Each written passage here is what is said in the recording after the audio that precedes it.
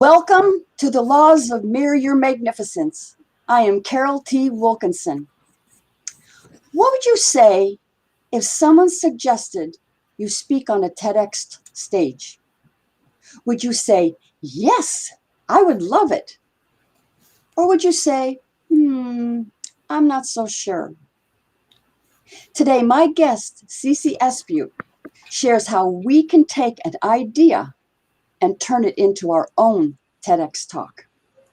And it is my privilege to welcome CeCe Espeut. CeCe, you are a former U.S. Marine, and I thank you for your service. A distinguished Toastmaster and TEDx speaker. So I'm curious, when did you know you wanted to do a TEDx talk? Well, Carrol, thank you so much for having me on the show. And I don't know when I actually made the decision that I wanted to be a TEDx speaker. I think it was after the holidays, maybe 2018. A friend and I, Cassie, who you know, we were just sitting around just talking like, we're in Toastmasters. What's the next step for us? You know, we had been working our business and we came up with the idea of volunteering at TEDx. We didn't even think we could be speakers.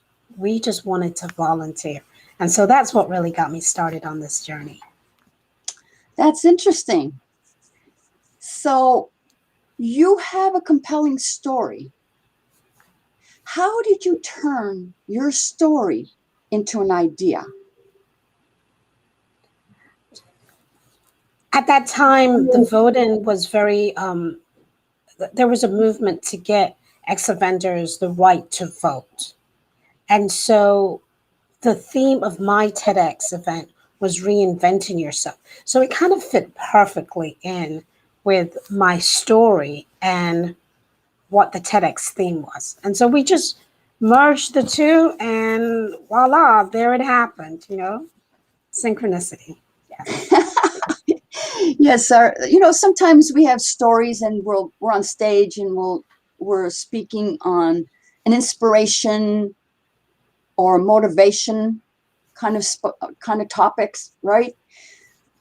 But when I learned that you were going to be a TEDx speaker, I was in such awe of you.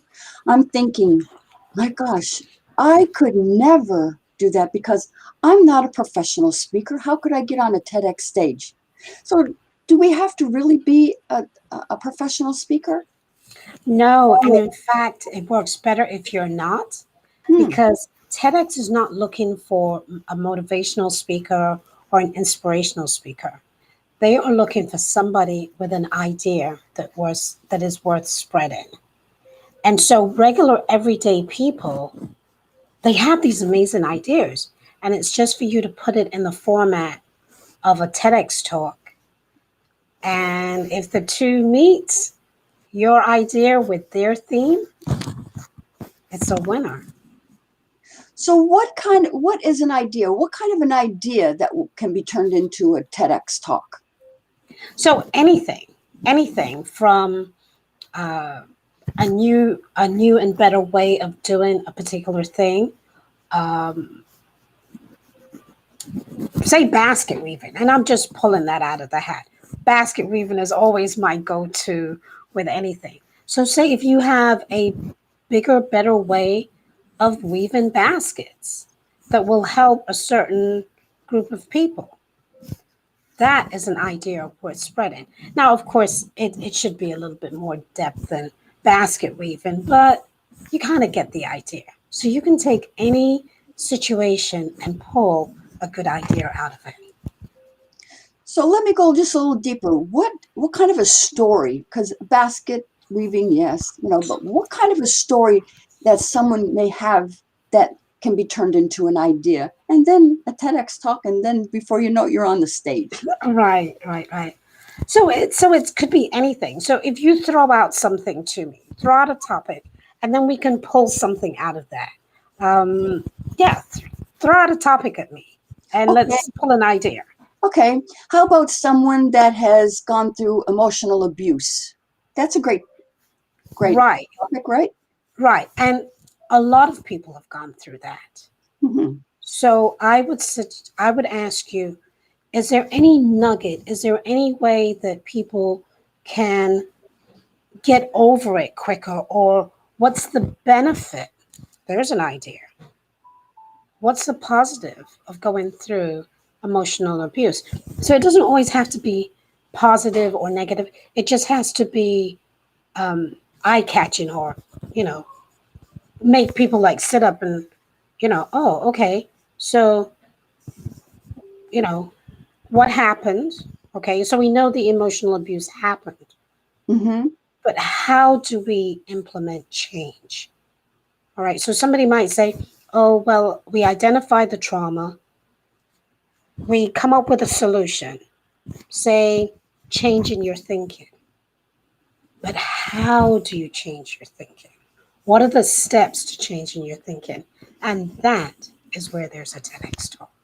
Not that you went through the abuse, which, you know, for anybody who's been through that, I know it can be a hard situation. And I'm not making light of it. But Yeah. how do you change your thinking about it? Yeah. So that's a someone's story, right? Someone has this story, and then they're going to turn it into an idea. So the idea is about emotional abuse. So then you turn that into the talk. So TEDx talks are to solve real problems. So solving the emotional abuse problem, right, is great Correct. Correct. topic, great talk. So in this case, suppose the person, it could be a man or a woman, suppose they have children, all right? So how do you not pass that on to your children? That could be the talk. Not that you went through it, but how do you stop the cycle? All right, because we know these things happen in cycles. So it could be something just as simple as that. That's right. That idea. Yes. That's Yes. right.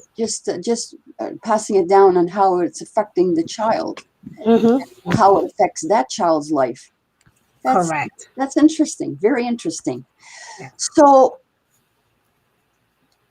what is the benefit of us doing a TEDx talk? It's really helping other people. It's really helping other people. I I had the pleasure of meeting somebody the other day who has done two TEDx talks on coffee.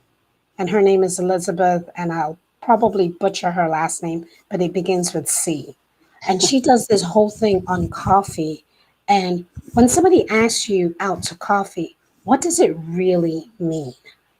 It's not, some people go, well, I don't drink coffee, I drink tea. No, no, no, you're missing the point. It's a There's a universal language when somebody invites you out to have coffee. They're saying, I really want to get to know you. Spend time with me. And so if you look at it like that, it just opens you up to a whole new way of thinking. Yes, and then also when you're a speaker, a TEDx speaker, it gives you other nice benefits, being the go-to person, being the expert in your field. So there's a lot of benefits from doing it to go on the stage, correct? So Right, that's amazing. Yes. right. So what advice would you give someone who wants to apply to do a TEDx talk? Okay, so if you get in touch with me, if you send me an email, and I know you'll be posting my email here shortly, but if you send me an email, I will send you a small ebook about the 5 ways that you can get rejected by TEDx. All right. And one of those is wanting to tell your story. As soon as somebody says, oh, I have a great story to tell, TEDx is not interested in your story. They're interested in the idea. And so my ebook lists the 5 ways to get rejected by TED. So, number one, make sure that you have an idea. Now, the idea can have a story within it, but it cannot be a story just for a story's sake. Okay? So, Okay. All right. All right. Well, that sounds great, huh? So you're going to send somebody comes to your email and you're going to give them the 5 ways to get rejected by TEDx, right? right. Okay, that sounds great.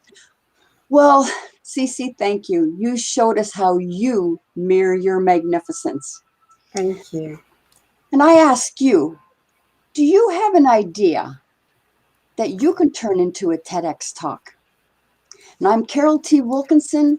Visit my website, Mirror Your Magnificence, and you'll receive 7 ways to magnify your magnificence. And I have a great lineup of guests this month, and I will see you next Monday at 11 o'clock Eastern Daylight Time. And you have a magnificent day.